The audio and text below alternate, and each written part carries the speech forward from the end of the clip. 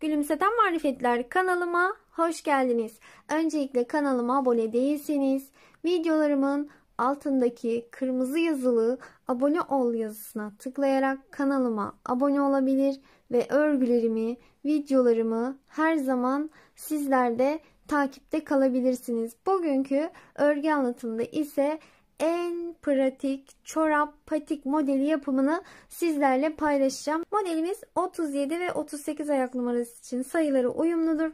Diğer ayak numaraları için ise ilmek sayısında 4 eksik 4 fazla yapabilirsiniz ve sıra sayılarında artma eksiltme yapabilirsiniz. Çorap patiğimiz bu şekilde, bakın. Şimdi sizlere ölçü vermek istiyorum. Tam şöyle boyu 24 santim. Şöyle topuktan topuğa 27 santim. Şöyle lastik örgü kısmını ölçmek istiyorum. Şöyle 5 santim. Şişimize 52 ilmek atarak bu modelimize başladım ben. Daha büyük ayak numaraları için 4 eksik 4 fazla başlayabilir ve sıra sayılarında artma eksiltme yapabilirsiniz. Gerekli malzemelerimiz böyle 2 renk patik ipliği kullandım. İstediğiniz renkleri, renk geçişlerini yapabilirsiniz. 3 mm şiş kullandım. Makasım var, bir de iğnem var dikiş için. Şimdi çorap patiğimize öncelikle yeşil rengimizle başlıyoruz. İlmek atarak başlayacağız. Ben ipi boynuma atarak örüyorum. Başlamadan önce sizlere söyleyeyim. Böyle misinalı şiş kullandım. Her türlü şişle olur. 3 mm olan her türlü şişle örebilirsiniz. Şimdi çorap patiğimizi de şöyle kenara alalım. 4'ün katları şeklinde ilmek atarak başlıyoruz modele. 52 ilmekle başlıyorum ben. Böyle 52 tane ilmek atalım. 52 tane ilmeğimizi attık. Şişimize ilk ilmeği örmeden aldım. Diğerini ters olarak ördüm. Diğer iki ilmeği düz olarak örüyorum. 1. Şu ilk sırada ilmeklerimiz biraz sıkı olabiliyor. 2. 2 tane düz ördüm. 2 tane ters örüyorum. 2 düz, 2 ters şekilde sırayı tamamlayalım. Evet, en son 2 ilmeğimizi de düz ördük. O şekilde denk geliyor. Şimdi örgünün ön yüzüne geçtik. Bakın alt kısmı çizgi çizgi daha düzgün duruyor. Burayı örgünün ön yüzü olarak kabul ediyoruz. İlk ilmeği her zaman örmeden alıyorum. Diğer ilmeğimiz ters olarak örüyorum. Düz görünen ilmeklerimi 1 2 düz ördüm. Bakın ters görünenleri ters, düz görünen ilmeklerimi düz. İlmekleri göründüğü şekilde örüyoruz. Örgünün arka yüzünde ve ön yüzünde aynı şekilde devam ediyoruz. Şöyle şu 2 ters 2 düz lastik örgü kısmını oluşturuyoruz.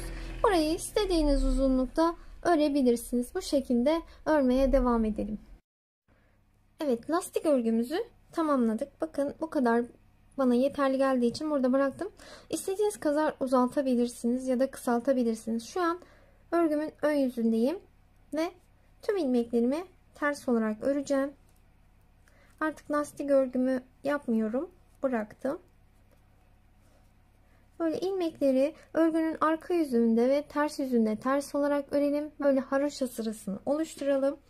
Bakın şöyle 1 2 3 3 diş haroşa sırası örelim yeşil rengimizde, sonra beyaz rengimize geçeceğiz. Evet, 3 diş haroşa sırası ördük. Şu an örgünün ön yüzündeyiz. Böyle arka tarafında renk geçişini yapacağız. Beyaz rengimizi alalım. Şöyle yeşil rengimize bağlayalım.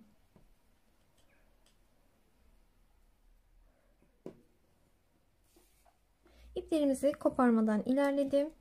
Şimdi aynı şekilde beyaz ipimizle yine haroşa örgümüzü yapıyoruz. İlmekleri örgünün ön yüzünde ve arka yüzünde ters olarak örüyoruz. Bakın böyle renk geçişini yapalım. Evet, örgünün ön yüzüne geçtik. Böyle bir diş haroşa sırası beyaz rengimizle bu şekilde örelim. Sonra yeşil rengimize geçeceğiz. Bakın böyle istediğiniz renk geçişlerini yapabilirsiniz. Ben bu şekilde yaptım. Beyaza geçeceğiz. Sonra 3 diş haroşa sırası yeşil, 1 beyaz. Bu şekilde sıraları tamamlayalım. Evet, patiğimizin bakın şu kısmını örmüş olduk. Şuradan lastik örgüden itibaren toplam 17 diş haroşa sırası ördük. Bu şekilde. Buraya istediğiniz kadar uzatabilirsiniz. Niçin 4'ün katları şeklinde başladık onu şimdi anlayacağız. Bakın şöyle, şu kenarda 13, şu kenarda 13, ortada 26 tane ilmeğimiz kalacak. 13 olan ilmeklerimiz böyle şu kısımlarda topuk olarak kalacak. Şimdi örgünün arka yüzündeyiz. Böyle 13 tane ilmeğimizi örelim. 2 3 4 5 6 7 8 9 10 11 12 ve 13. 2 4 6 8 10 12 ve 13. 13 tane ilmeğimi ördüm. Diğerlerini örmeden döndüm. Yine tüm ilmekleri ters olarak örüyorum. Örgünün ön yüzünde ve arka yüzünde.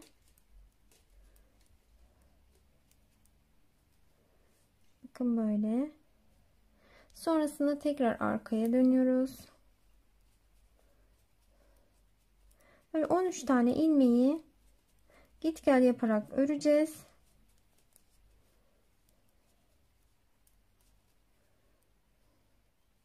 Yine 13 ilmeği ördüm. Ön tarafa geçtim. Böyle örerek şöyle haroşa sıralarını tamamlayalım. Evet, bakın böyle sıralarımı tamamladım. Şu ilk sırayı, ilk yeşil renkli ördüğümüz sırayı saymıyoruz. 1 2 3 4 5 6 7 8 9 10. 10 diş haroşa sırası 13 tane ilmeğimize git gel yaparak ördük. Şimdi örgünün arka yüzünde ilmeklerimizi kapatarak ilerleyeceğiz. Çünkü son ilmeğimizin bu tarafta, bu kenarda kalmasını istiyoruz. Şimdi ilmeklerimizi kapatmaya başlayalım. 2 ilmeği birlikte ters olarak ördüm. İlmeği diğer şişe aldım. 2 ilmeği birlikte ters ördüm. İlmeği diğer şişe aldım. 2 ilmeği birlikte ters ördüm. İlmeği diğer şişe aldım. Bu şekilde tüm ilmeklere aynı işlemi uygulayalım. Son bir ilmek kalana kadar böyle devam ediyorum ben.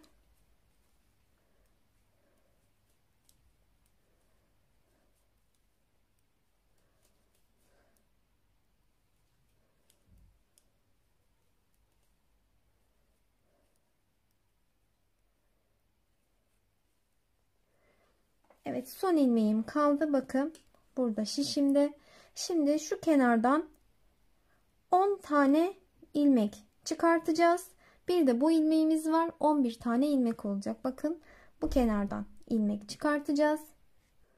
İsterseniz tığla, isterseniz şişle ilmekleri çıkartabilirsiniz.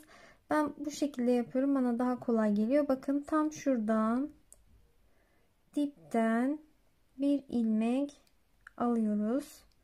Sonrasında şöyle aldım ben. Bakın böyle.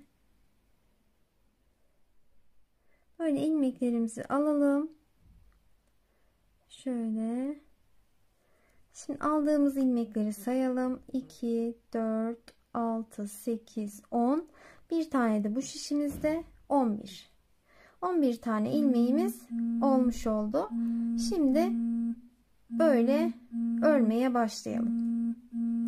Bu şekilde ilmeklerimizi örerek ilerleyelim. Dediğim gibi tığ yardımıyla da bu ilmeklerimizi alabilirsiniz.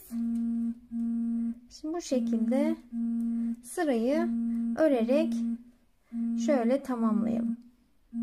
Evet, bakın tamamlamış olduk sıramızı. Böyle başa kadar tüm ilmekleri ördük. İnşallah mantığını anlamışsınızdır. Sizler de çok kolay, çok pratik. Bakın bu şekilde bu kısmını yapmış olduk. Normalde 13 ilmeğimizle başlamıştık. 11 ilmekle tamamladık. Bakın buradan 11 ilmek aldık. Yani 2 ilmek eksiltmiş olduk şu an. Şimdi bu taraftaki topuk kısmını yapacağız. Yine aynı bu şekilde uyguladığımız tekniği uygulayacağız. 13 tane ilmeğimizi örelim. Bu şekilde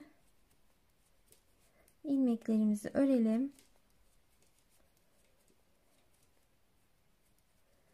Bakalım 2, 4, 6, 8, 10, 12, 13. 13 ilmeği ördük. Sonra geriye dönelim. Böyle 13 ilmekle git gel yaparak yine toplam 10 diş haroşa sırası öreceğiz. Böyle sayarak örelim. 13 ilmek üzerinden öreceğiz sürekli. Evet, bakın bu tarafta da yine sıralarımı tamamladım. İlk sırayı saymıyoruz, yeşilli olan. Sonra 1, 2, 3, 4, 5, 6, 7, 8, 9.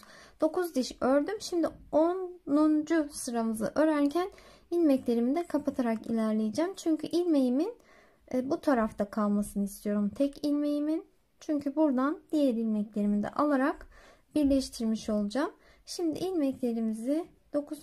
diş haroşa sıramızı örerken böyle kapatarak ilerleyelim. Son bir ilmek kalana kadar aynı işlemi uygulayalım.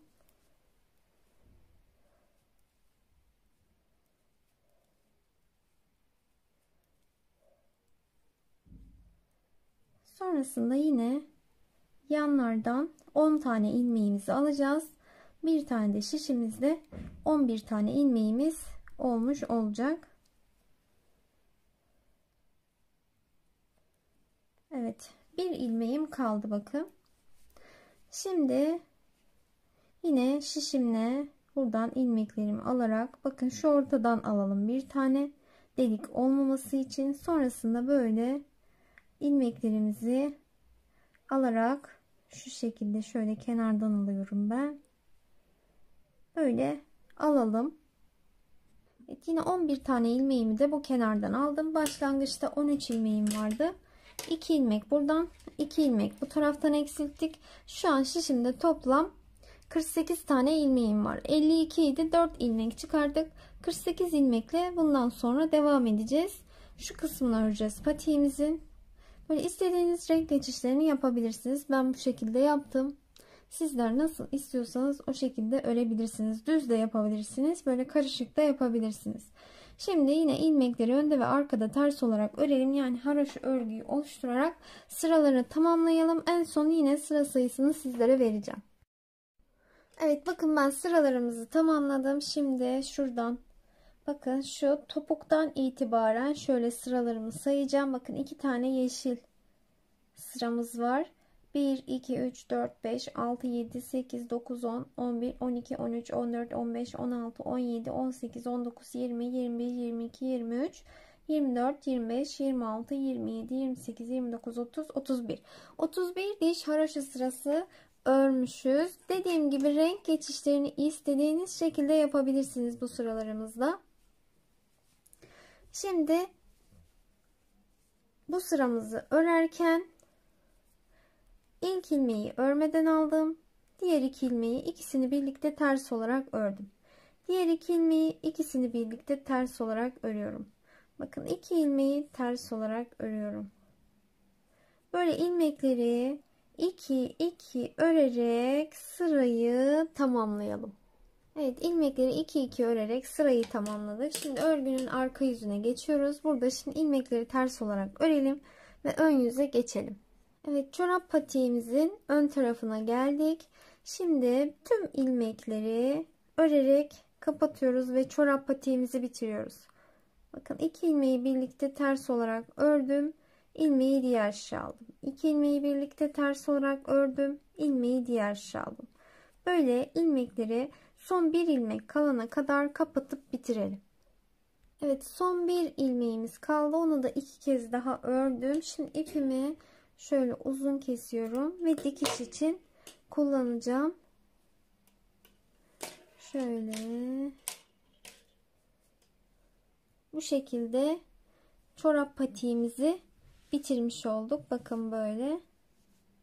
Şimdi dikim aşamasına geçelim. Evet, iğneme burada bırakmış olduğum ipimi geçirdim ve şuradaki ilmeklerimden böyle ipimi geçirerek ilerliyorum şu şekilde. Böyle bir ilmek atlayarak iğnemizi geçirdim ben. Şöyle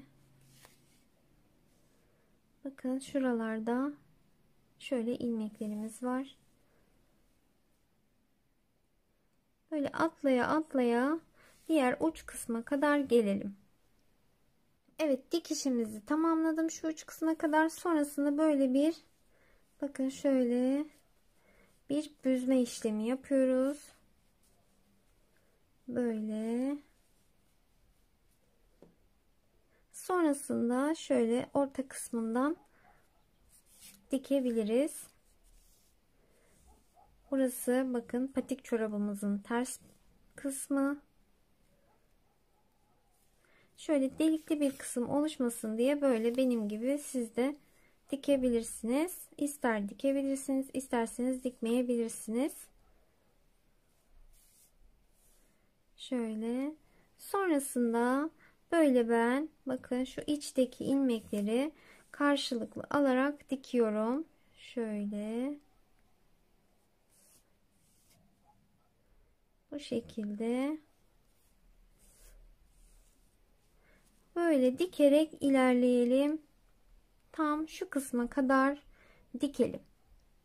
Evet, dikişimizi tamamlamış olduk. Şimdi şöyle patiğimizin artık düz tarafını çevirelim, çorap patiğimizin.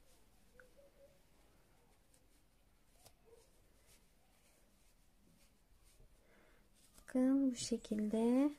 Ayakta da çok şık duruyor. Bakın böyle çorap patiğimizi bitirmiş olduk. Umarım sizler için faydalı bir video olmuştur. Bu modelimiz için her türlü sorunuzu yorumlar kısmından bana iletebilirsiniz. Beğenilerinizi bekliyorum. Bir sonraki videolarımda görüşmek üzere. Destek için beğeni ve yorum yapmayı lütfen unutmayalım.